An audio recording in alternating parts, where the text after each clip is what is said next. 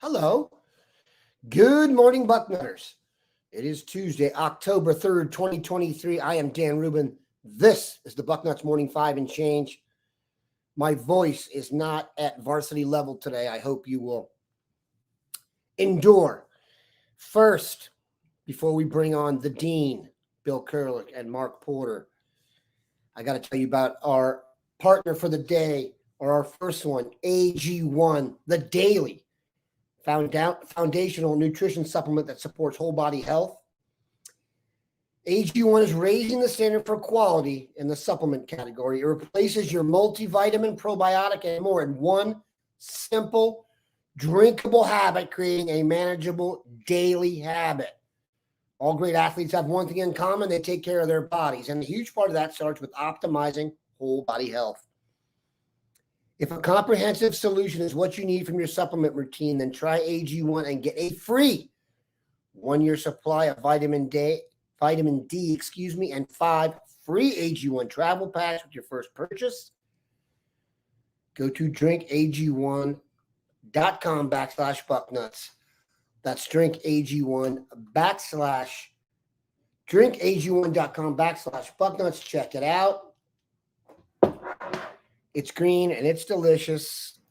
Welcoming in today the Dean, Bill Kurelic, and Mark Porter. Gentlemen, how goes it?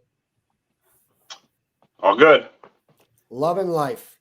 Going well on a sunny morning in central Ohio. It's beautiful here in the Gem City, too. I'll say we did Parents Weekend in the central Ohio area. It was beautiful. It's beautiful now. So I think this is technically maybe our Indian summer, but we will not complain. We did have some interesting stuff go down over the weekend, and we will get back to that. You guys saw some offensive linemen. One offensive lineman left the class, and we'll go into detail on that. But first, Bill, I wouldn't say it's breaking news, but there is a new name on the radar for the class of 2024. North Carolina native Amaris Williams, an athletic defensive lineman committed to Florida. But to say that commitment is locked in may be a stretch given the interest he's getting from a few other schools, including Ohio State. Can you please bring us up to speed on Amaris? Why the peak in interest now, and what you think of him as a prospect, chances he ends up at Columbus, yada, yada. Well, Amaris Williams is a defensive lineman, more specifically a defensive end from Clinton, North Carolina. He's been committed to Florida since the middle of June. He made official visits to Florida and Penn State, had a lot of other offers. When you first look at him and you look at the numbers, I guess you'd say, and you look at it says he's 6'3", 270 pounds. But right now, he tells me, as of last night, from his mouth, he is exactly 6'3", 265 pounds right now. And your first thought is, well, defensive tackle. That's not the case. He is a defensive end edge guy that could possibly grow into a defensive tackle. And I talked to both Amaris yesterday and some people very familiar with his recruitment. I watched his huddle video. You watch the first 3 or 4 plays, and it's wow. I mean, he lines up in the backfield sometimes, and he blows people up when he's blocking. He runs the ball. He plays defensive end. He plays a little inside. He pretty much does it all. I think he sold popcorn at halftime of one game. But as somebody told me that's seen this kid in person more than one occasion, the kid is a freakish athlete, and you want him to be the first off the bus. He looks that good. And if you look at the 2 stories I posted on our site yesterday, you look at his definition of his muscles, and whoa. He's a guy that is interested in Ohio State. He is still committed to Florida, he told me last night. But he also said, as he put it, he'll probably make an official visit to Ohio State. That's the key. I said, got to get him on campus. And it looks like that's going to happen. You never know for sure. He says probably right now, but I tend to think he's going to make an official visit to Ohio State. He said he does not know when that would be right now. He hasn't worked that out. He's not exactly a newcomer for Ohio State. Larry Johnson has been talking with him for over a month now, and they finally went ahead and offered him a scholarship. And the schools that are still pursuing him right now, obviously Florida's still recruiting him. They like him as a stand-up, potentially a stand-up rush out defensive end.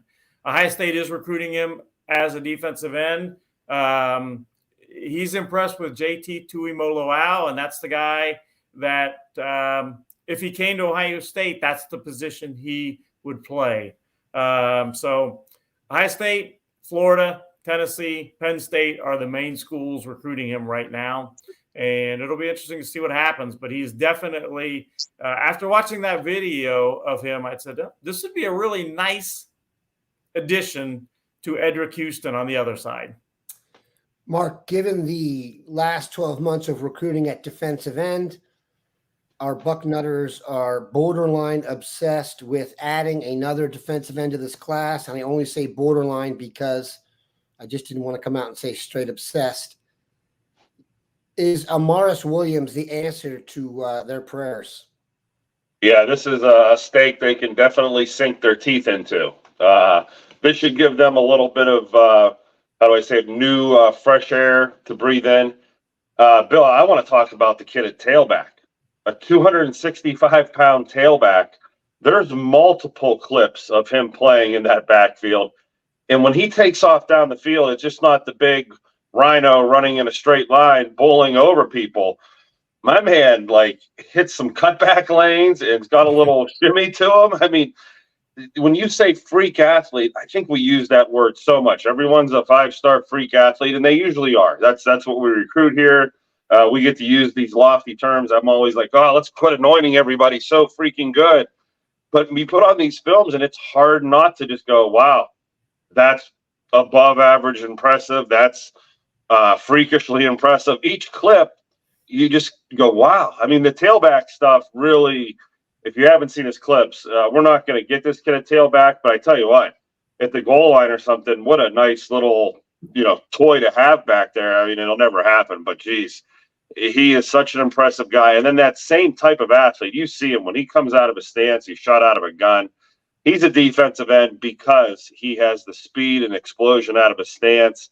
It doesn't matter what he weighs. He's handling that 265 pounds almost like he's 210 pounds. I mean, he looks really nimble on his feet. So, yeah, freak athlete, get the Bucknutters excited now. Let's see if we can get them because we get excited for some of these guys and it doesn't happen. But this one, nice pull for Larry Johnson. When I first brought up his huddle video, I looked at the numbers. Says 6'3", 270 pounds. Says defensive lineman. I think I'm going to be seeing a 3 technique here. Well, the first clip I see is him lining up in the backfield. He goes to block the defensive end, I believe, for the other team, and he just annihilates him. Pancake flat on his back. And I said, oh, my goodness, that is not what do I have the right video on here? Is this the right guy? And you're tight end to watch. You have tight end ability. You have offensive line ability. You have fullback ability. I mean, there's NFL fullbacks that's what they are, 270 pounds like that. I mean, you said it, versatile all over the field, cutting the grass, selling popcorn. It's really one of those guys that bring him into the fold and we'll develop him here. Bill, when we've lost these recruiting battles, the high-profile defensive end recruiting battles, it's not to the other teams that are currently in the mix for him. Yes, he's committed to Florida, and you said Tennessee and Penn State, but it's not Georgia. It's not Alabama. It's not even Notre Dame, who has like their own lane where there's a certain type of recruit I think that's always going to have Notre Dame real high at the top. Does that give you any confidence, and therefore should it give us any confidence that when it's all said and done, if the NIL offers are similar, Ohio State's profile kind of outdoes the others? Well, yeah. I mean, if I had my choice and I was recruiting against, you said, well, you're going to recruit against Georgia and Alabama, or you're going to recruit against Florida, Penn State, and Tennessee. And I'm not trying to put those programs down, but I think I would take those last 3 programs rather than going against Georgia and Alabama for a kid in the South or ACC, SEC country, which I guess there's no country anymore. The conferences are all over the country right now. Good point. But yeah, I mean, with him, again, the key is going to be getting him on campus, and it looks like that's going to happen. Then the key will be, it can, as in most equipments, the NIL is going to be a factor here. Oh, yeah. That's the way it is with pretty much all not all, but a good portion of the high level recruits these days. NIL is a factor. Mark and Bill, I'll ask you this. I'm a little bit surprised at how good he is. Normally to this point in this recruiting cycle, Bill, a guy is this good, we'd have already known about.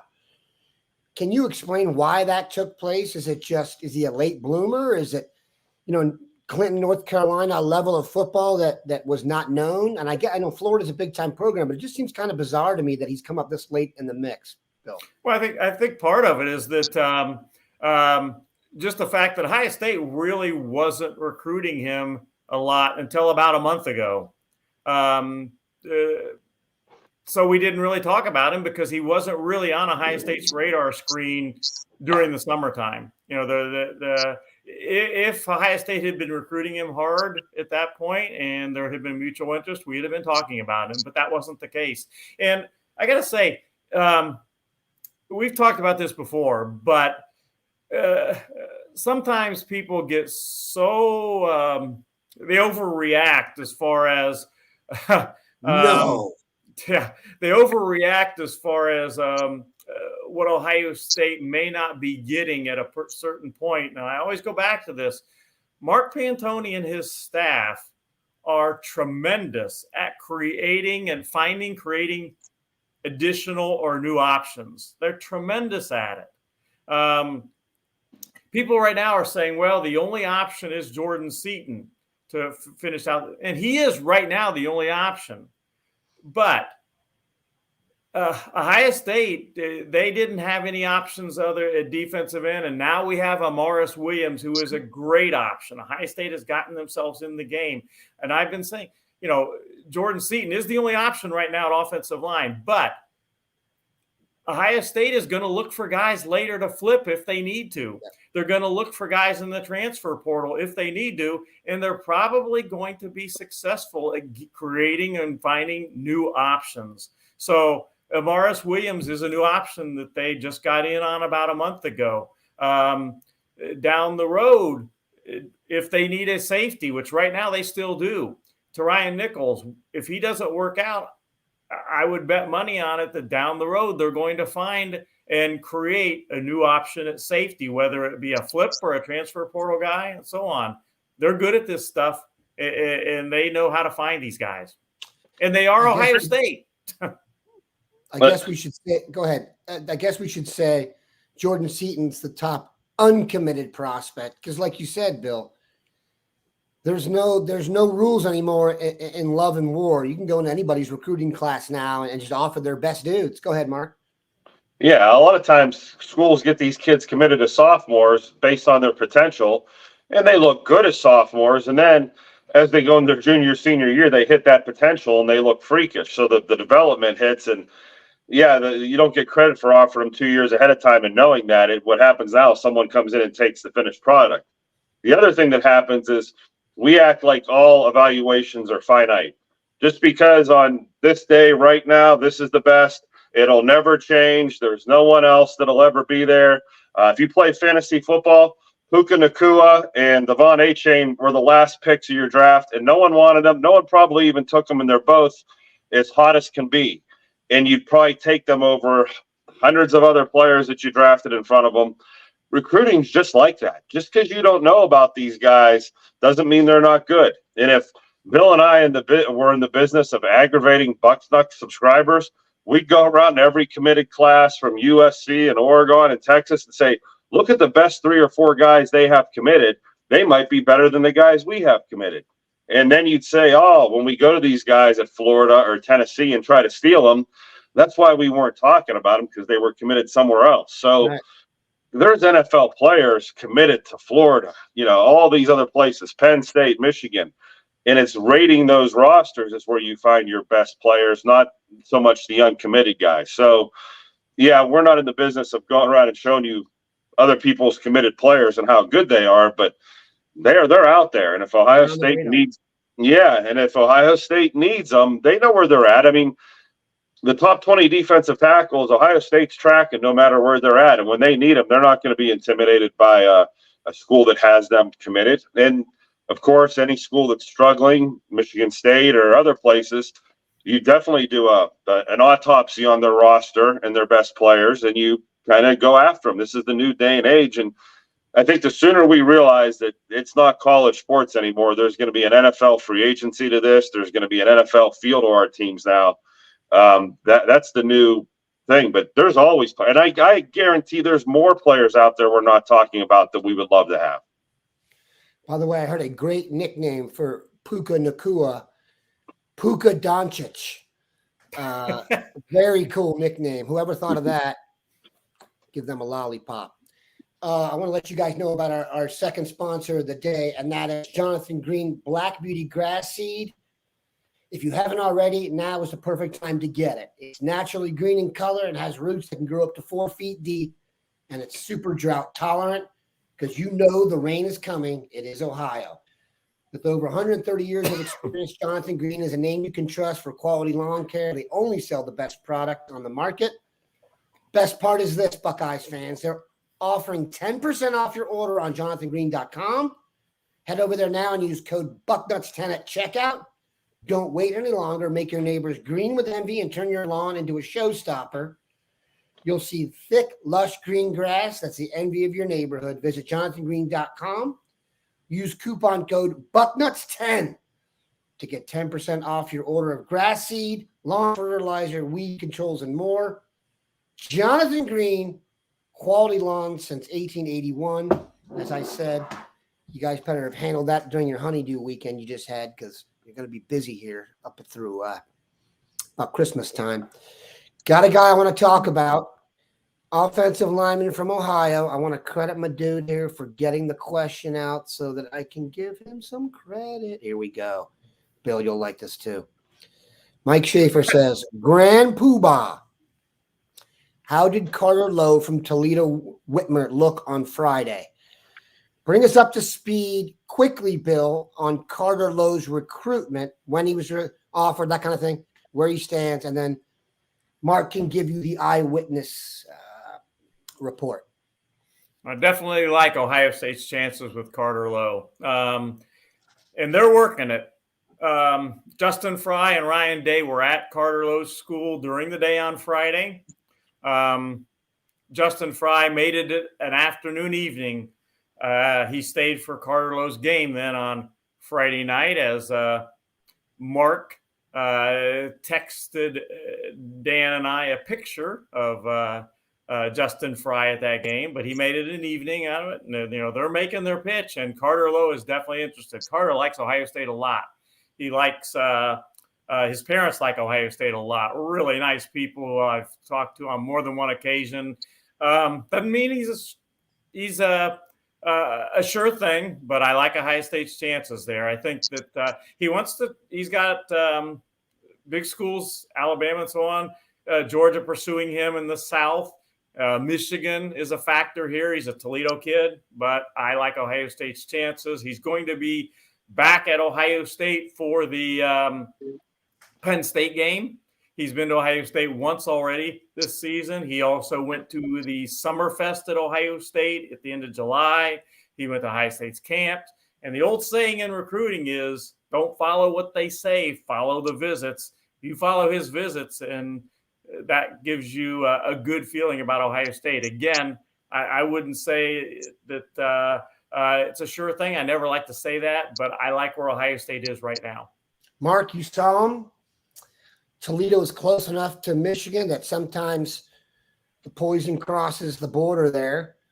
Are you in any fear of him going elsewhere? And would that be a big loss? I'm not in fear of anyone going elsewhere. There were people on the sidelines that were actively saying, we think we got him locked up to Ohio State.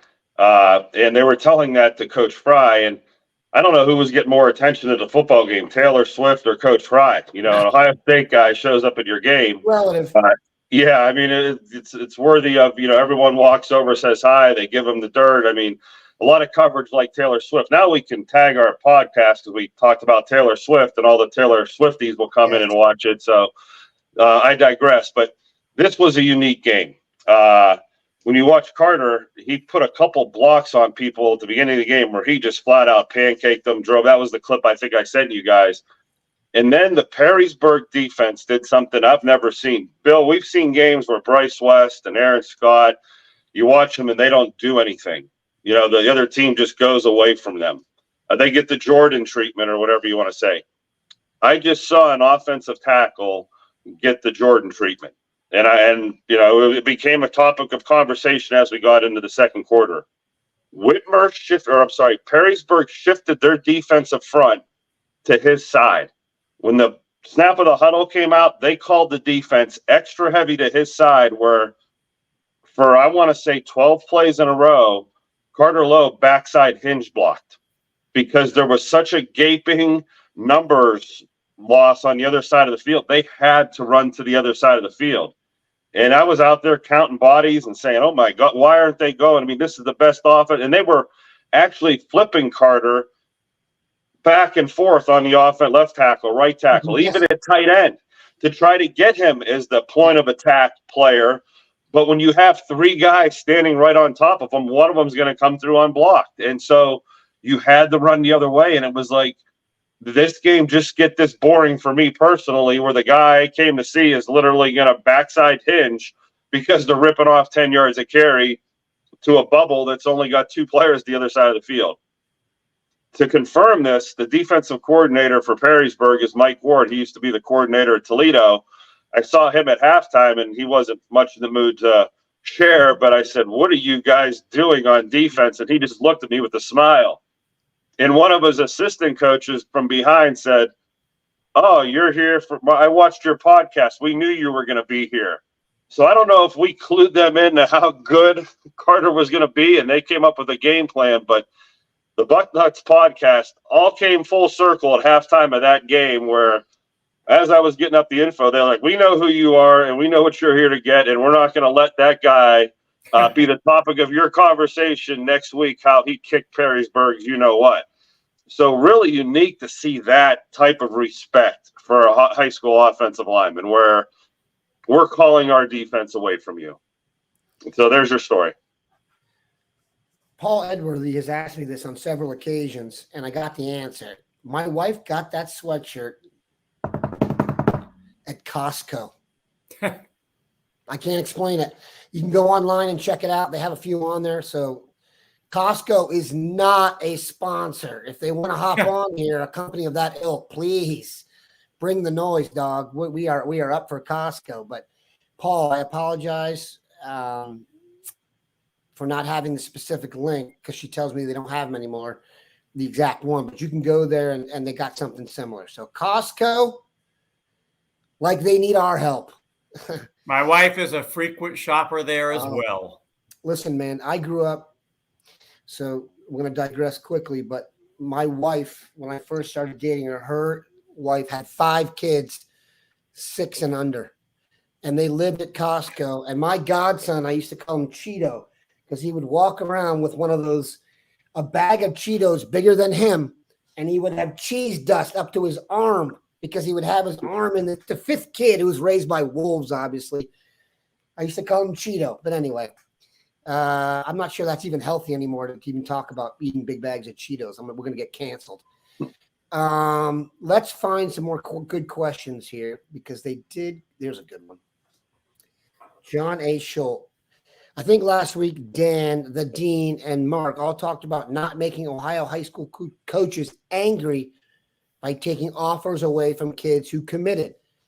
Any chance of that with Nave losing his scholarship? Okay, this brings us to a topic we wanted to discuss, and that is Mark Nave previously committed to Ohio State. They've chosen to go their separate ways. I'll let you guys both answer that question any way you want, and you can kind of feed in the Nave vibe into it. Mark, you can go first on this. They backed off Nave. Sounds like it was, I don't know if it was mutual or not, but do you think the fact that using Nave as the example, that will hurt Ohio State with other, highly regarded Ohioans they have their interest in? No, I don't think it does. And I don't know the details of this situation very well, but it sounds mutual. It sounds like at some point, maybe the relationship wasn't as strong, or maybe the opportunity was better.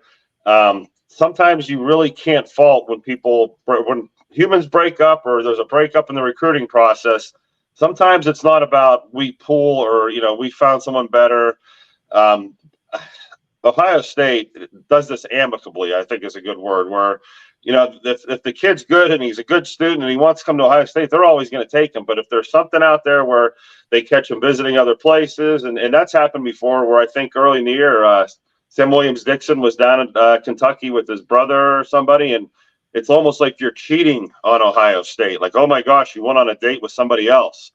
And that's tolerated at different levels by different staff members. Some people have a zero tolerance. Like, we can't let other people understand it and say, you know what, that's a 17-year-old just getting out there and, exploring his options. Those are some parents that are flipping over more stones, doing their due diligence for their son. They get to do this process one time.